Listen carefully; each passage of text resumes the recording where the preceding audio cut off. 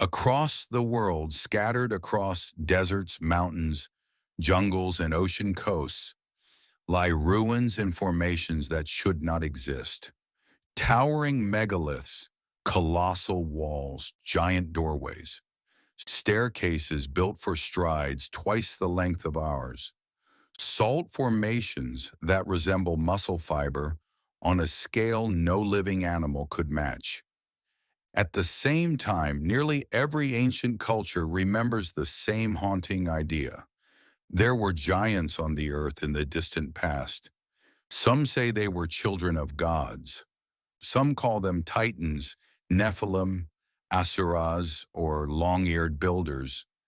Others insist they were simply the first people, taller, stronger, wiser, wiped out in a catastrophe that reset the world. Tonight, we explore a provocative possibility that these legends, megaliths, oversized tools, and strange geological anomalies may be faint echoes of a real, forgotten population of giant beings. We cannot prove giants existed, but we can follow the clues they supposedly left behind. So sit back, get comfortable, and let the outside world fade. This is The Forgotten Giants, Legacy of the Titans.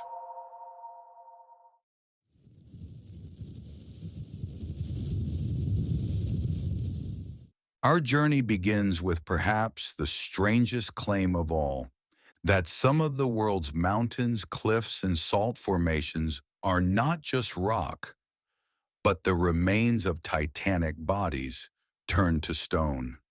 In myth after myth, giants are not simply killed, they are petrified. In Greek legend, the blood of slain giants becomes rock, and defeated titans are imprisoned beneath mountains. In the Bible, entire cities and tribes are turned into pillars of salt for their wickedness. Among the Hopi and other native traditions, there are stories of giant beings frozen into the land itself, their forms buried in the hills. In the ancient Near East, some stories speak of the tall ones being turned to stone by divine fire from the sky. Of course, geology offers its own language for this: permineralization, organic tissue replaced by minerals over time. We see this in petrified forests, fossil bones, even small animals preserved in stone. But typical fossilization is slow and partial. A bone here, a fragment there. The legends, however, describe something else entirely: sudden catastrophic petrification on a massive scale. Entire bodies, entire tribes, turned to salt, crystal, or stone in what sounds like a single cataclysmic moment. In certain places, the visual impression is unsettling. There are cliffs whose contours resemble reclining human figures, ridges shaped like enormous spines, rock faces that look startlingly like the profiles of slumped or sleeping giants.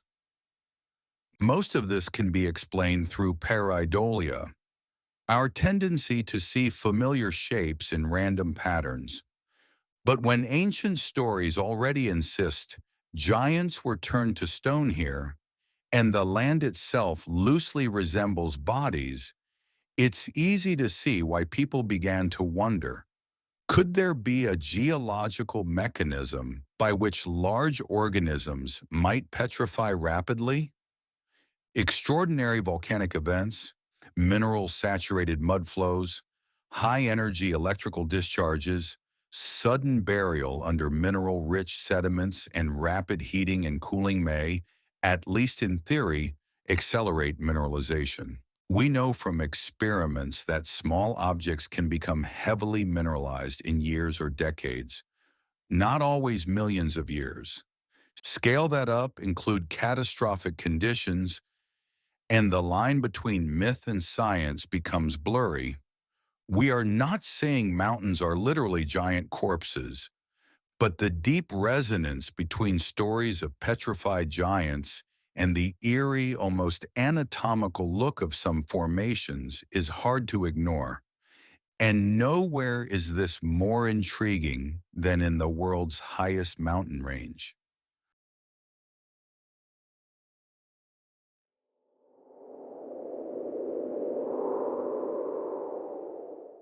High in the Himalayas, a region older than empires, perhaps older than many of our myths, lies a geological puzzle that continues to fascinate both scientists and seekers of forbidden history.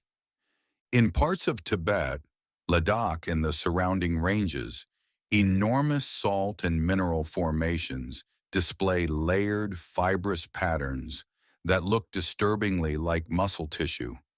Long parallel bands, twisting, striated textures, cross-sections that, when seen in the right light, resemble the cross-cut of flesh on a scale that dwarfs the largest land animals. Geology explains this as the remains of ancient seabeds, squeezed, folded, and uplifted as tectonic plates collided. Over millions of years, sediments became rock. Former oceans became mountaintops. That is the standard story, yet local traditions in the region preserve a very different one. In Tibetan and Hindu lore, the Himalayas were once home to Asuras, powerful giant beings, and to other titanic races that warred with the gods. One set of stories says that after a cataclysmic battle between heaven and these giants, the bodies of the fallen were buried beneath rising mountains. Their flesh, it is said, hardened like crystal and turned to salt under the wrath of the gods. In Ladakh and parts of Nepal, some peaks have nicknames that translate roughly as Sleeping Titan or the Reclining God. Villagers point out ridge lines that resemble a vast shoulder, a bent knee, or a massive face staring at the sky. To outsiders, this is just poetic imagination. To those who grew up with these stories, the mountains are not just rock. They are graves. From a scientific perspective, the Himalayas do possess conditions that may, at least in principle, promote unusually rapid mineral transformations. Ancient oceanic deposits rich in salt and minerals, extreme pressure and heat from plate collisions, powerful groundwater movement, and a history of abrupt uplift and intense erosion. If a large organism were to be buried rapidly in such an environment, its organic structures could in theory be replaced by mineral deposits more quickly than in many other settings. Does that mean there are literal giant bodies in the Himalayas? Almost certainly not. But it is fascinating that this one region brings together rock and salt formations that look eerily organic, a geological context ideal for mineralization, and some of the world's oldest stories about titanic beings buried under mountains. The Himalayas stand as one of the clearest places where myth and geology overlap, blurring the line between the symbolic bones of the earth and the imagined bones of forgotten titans. From here, our trail leads from mountains and salt to the oldest written records of giants.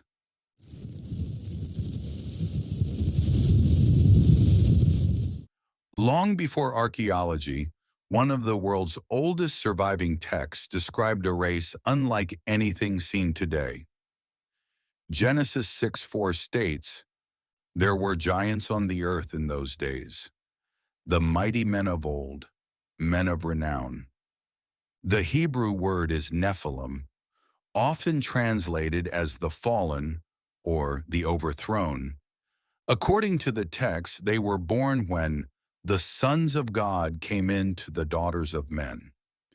Later books expand this bleak cast of characters. Anakim, long-necked ones, so tall that Israelite spies said, "We were like grasshoppers in our own sight." Rephaim, a race of giant warriors scattered across Canaan. Amim, the terrifying ones. Zamzumim, a giant nation of great stature. Og of Bashan, whose bed was over 13 feet long. Goliath of Gath, the giant warrior whose height dwarfed ordinary soldiers. To the writers of the ancient world, these beings were not fairy tale monsters. They were enemies, neighbors, rulers, and threats. Their lands are carefully mapped. Their tribes are named. Their defeat is recorded in military detail. Interestingly, many of the regions associated with giants in the Bible, Bashan, Lebanon, parts of Syria and Israel, correspond to regions containing some of the world's oldest and strangest stone structures. The massive foundations of Baalbek in Lebanon, the basalt circles of Rujim el-Hiri on the Golan Heights, the dolmens and megaliths scattered across the Levant. The Bible is not alone in describing such beings. The Dead Sea Scrolls and the Book of Enoch speak of giants with heights of 15 to 30 feet, born from unions between heavenly beings and humans. Phoenician sources mention early rulers of enormous stature. Egyptian traditions describe the Shemsu Hor, followers of Horus, sometimes depicted taller and more powerful than ordinary people. Different cultures, different languages. The same theme repeats. There was once a race of beings larger, stronger, and stranger than ordinary humans, and they were wiped out. If such a race existed, their presence would not only be recorded in texts, it would be carved in stone.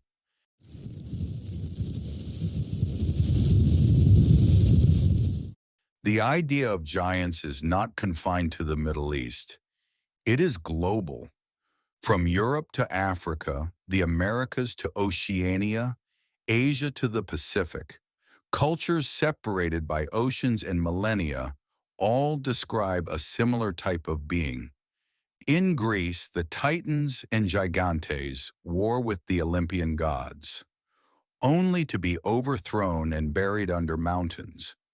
In Norse tradition, the Jötnar, giant beings, exist before the creation of the human world and linger as powerful forces of chaos at the edges of reality. In Ireland, the Fomorians are a race of giants driven out by heroic tribes. In India, the Mahabharata and Puranic texts speak of Rakshasas, Daityas, and Danavas, some of them enormous in size, engaged in wars involving terrifying weapons. Chinese legend remembers Pangu, the giant who forms the world from his own body, and other tall beings who shaped the land. In Africa, Zulu, Dogon, and other traditions describe ancient giant ancestors or powerful first people with extraordinary strength and knowledge. In the Pacific, Polynesian stories tell of tall, long-eared builders who came before. In the Americas, giant traditions are everywhere. The Paiutes speak of the Sitaka, red-haired giants driven into a cave and burned. The Iroquois remember pale-skinned giants who predated their tribes. The Maya described the Quinametsin, giant builders punished by the gods. Andean legends insist that some colossal stone structures in Peru were built by giants prior to the Inca. These stories differ in tone and detail. Some giants are noble, others monstrous, but they share core points. The giants lived in very ancient times. They were powerful, often technologically impressive. They either oppressed humanity or ruled it. They were ultimately removed, often by a flood, cosmic war, or divine punishment. If this is purely coincidence, it is a remarkable one.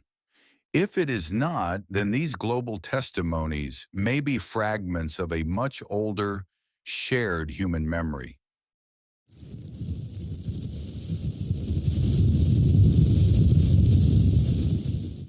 If giants once lived, we would expect to find not just stories in large buildings, but also tools and artifacts suited to their size. Across the world, archaeologists and locals alike have discovered objects that seem curiously oversized for human use. In various regions, enormous hammers and stone pounders have been unearthed, some weighing 40, 60, even 100 pounds, too heavy to use effectively as hand tools for the average person, yet clearly shaped for gripping and impact. Wear marks show long use, not ceremonial display. In Peru, rounded knocking stones and giant pounders appear near quarries where multi-ton blocks were extracted. Trying to swing or raise these tools using ordinary human strength would be impractical. But for a physically much larger being, they could have been standard equipment. In Europe and Asia, oversized axes and war clubs have been found, their sockets large enough to hold massive wooden hafts. Some are dismissed as ritual pieces, yet bear scars from actual blows and repeated sharpening. In the Near East and Anatolia, large chisels and mysterious heavy copper or stone tools appear in contexts that suggests serious stoneworking rather than ceremony. Egypt hosts another puzzle: enormous stone vases, bowls, and sarcophagi carved from granite and diorite, some so large and heavy that moving them today would be a major undertaking. Their volumes far exceed what would be convenient for everyday human use and seem more compatible with a culture comfortable handling great weights as a matter of routine. Not every large artifact belongs to a giant, of course. Some may be symbolic, some tied to animals or group tasks. But when we see enormous tools clustered around equally enormous construction and local traditions that insist giants once lived there, a coherent picture begins to emerge. Someone or something on this planet once designed and used objects scaled far beyond our current norms.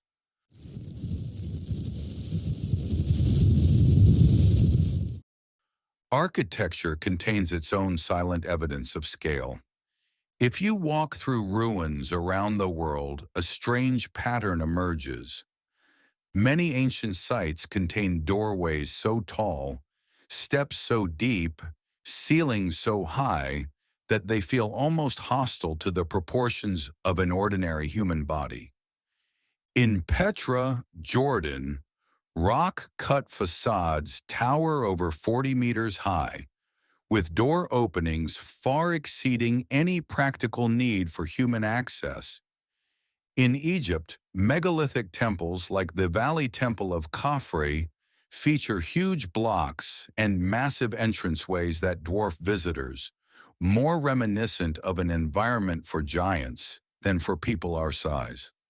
In Peru, certain staircases at Ollantaytambo and Pisac have steps so tall and deep that humans must climb them with both feet and hands, as if walking up giant-sized risers.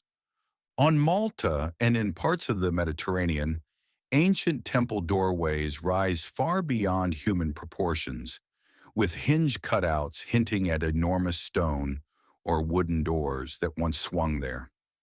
On Easter Island, early stone foundations and house platforms have unusually high thresholds and expanded proportions, again matching local stories of an earlier, taller population. Could this simply be a stylistic choice? Powerful architecture designed to impress and intimidate? In some cases, perhaps. But in others, the ergonomics seem genuinely misaligned with human comfort and practical use, and much better suited to individuals of greater stature and strength. If a race of giants or large hominids once lived alongside smaller humans, these oversized architectural features would make perfect sense. And their disappearance, often linked to a great cataclysm, would leave behind exactly what we see now. Ruins too big for us, tools too heavy for us, stories that tell us these things were never truly ours.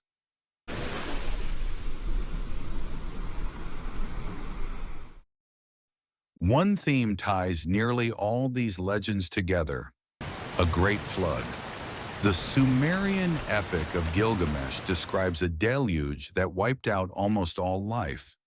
The Bible tells of Noah's flood after the time when the Nephilim were on the earth. Hindu texts speak of cyclical floods that reset the world. Chinese myths describe devastating inundations that reshaped the land. Native American, Polynesian, Aboriginal Australian, and many other traditions remember waters that rose, swallowed coasts, and destroyed entire peoples. In many of these stories, the giants are specifically mentioned as perishing in that disaster. Modern geology confirms that between roughly 12,000 and 8,000 years ago, the Earth experienced rapid sea level rise as Ice Age glaciers melted. Coastlines moved inland for hundreds of kilometers in some regions. Entire continental shelves disappeared underwater. Some scientists propose comet or asteroid impacts, volcanic winters, abrupt climate shifts, and megafloods as triggers for these changes. If a specialized population of large-bodied hominids existed, adapted to certain coastal or fertile regions, they would have been exceptionally vulnerable to such upheavals. Large bodies require more food, more territory, more oxygen, and more stable environments. Rapid climate change and flooding would push them to the edge quickly. Smaller, more adaptable human populations might survive and spread into the newly empty world. The myths remember the giants' destruction as an act of divine judgment. Science would frame it as environmental collapse. Both agree on the result: the giant age ended.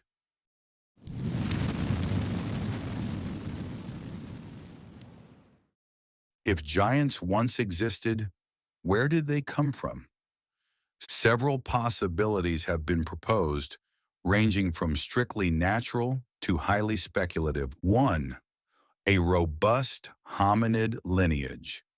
We already know of several human-like species that were stronger and bulkier than us: Neanderthals, Denisovans, Homo heidelbergensis, and possibly others not yet identified. Some could have been significantly taller or more massive, especially in favorable climates. 2. Hybridization. Genetic studies show that modern humans interbred with Neanderthals and Denisovans, and that we carry DNA from at least one unknown archaic lineage. It is conceivable that some hybrid populations exhibited unusual size or strength, preserved in memory as giants. Third, environmental gigantism. During colder periods with richer megafauna ecosystems, natural selection may have favored larger bodies in some populations. Higher atmospheric oxygen levels or different nutrient conditions could also have supported greater size. 4. A lost pre-flood civilization.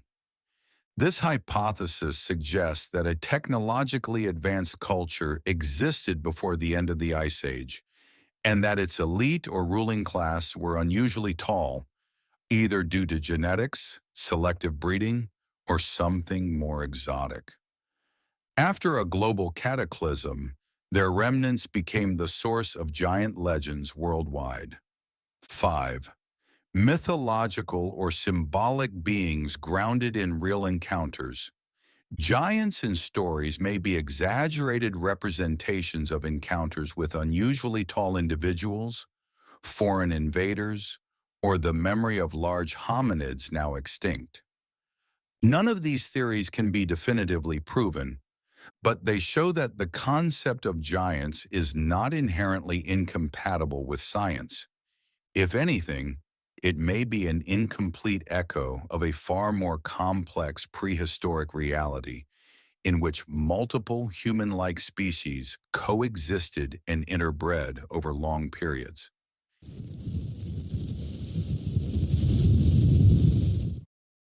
If we set aside dogma for a moment, both religious and scientific, and simply listen to the convergence of myths, ruins, tools, bones, and geological evidence, a provocative picture emerges.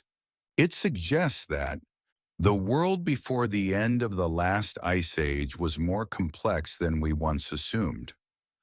Multiple human-like populations, some possibly larger and stronger, could have lived simultaneously. A global catastrophe or series of catastrophes may have wiped out entire lineages, including those remembered as giants. Fragments of their stories survived through oral tradition and were later written into sacred texts and epic poems. Their constructions and tools, too large and too advanced for later cultures, were inherited, reused, and misattributed by the survivors. Today, most of what remains are megaliths whose builders we cannot name, salt and stone formations reminiscent of bodies, oversized tools that make little sense for ordinary humans, tales of long-lost titans who helped shape the early world and then vanished. Whether we interpret giants as literal beings, distorted memories of extinct hominids, or symbolic representatives of a lost golden age, their presence in our oldest stories is undeniable. They mark a missing chapter in our understanding of ourselves, a time when the boundaries between humans, gods, and monsters were not yet clearly drawn. We may never know for certain whether giants truly walked the earth as a distinct race, but by following the clues, the legends, the megaliths, the petrified formations, the strange tools, and the flood traditions, we are reminded of a simple truth. Our past is far stranger, deeper, and more mysterious than the tidy timelines we learn in school. There are civilizations we have barely discovered, species we have not yet named, stories carved in stone that we still do not understand. Perhaps the giants of myth were real beings. Perhaps they were distorted memories of ancient hominids. Perhaps they are metaphors for something we have lost, a sense of awe at the scale of creation and the knowledge that we are not the first intelligent beings to shape this world. Whatever the case, their legacy endures. In the mountains we climb, in the ruins we study, in the stories we tell. Thank you for joining us on this journey into the forgotten age of giants. If this exploration sparked questions or challenged assumptions, then it has done its job. Until next time, stay curious,